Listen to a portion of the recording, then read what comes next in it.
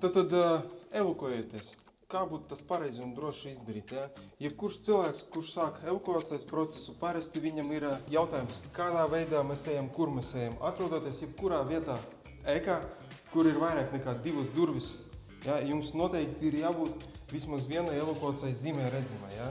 Šajā gadījumā mēs šeit redzam, kā arī mēs varam savu vietu atrast evakuācijas plānā, kur mēs arī redzam ugunsdzēsības aparātu atrašanas tuvākās vietas un drošās pulcēšanas vietu, ja, kas parāda vietu, kurā vietā jūs esat uz tās plāna un kur jums būtu jāpulcē. Tad izmantojam drošo zīmi, ejam tālāk, meklējam nākamo zīmi, ja nezinām, kur pareizi iet.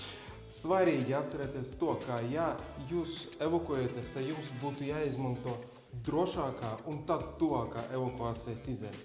Kādā veidā mēs to nosakam? Tad droši, kas nekaitē jūsu veselībai. Ja gadījumā priekšā ir dūmi, liesmas vai kaut kādi citi šķēršļi nokrituši, nezinu, skapis ir dedzis, nokritis, mēs pa to vietu neevakuējamies. Mēs ejam drošāko vietu, kaut vai viņa būtu tālāka. Bet mērķis mums ir tik un tā drošās pulcēšanas vieta.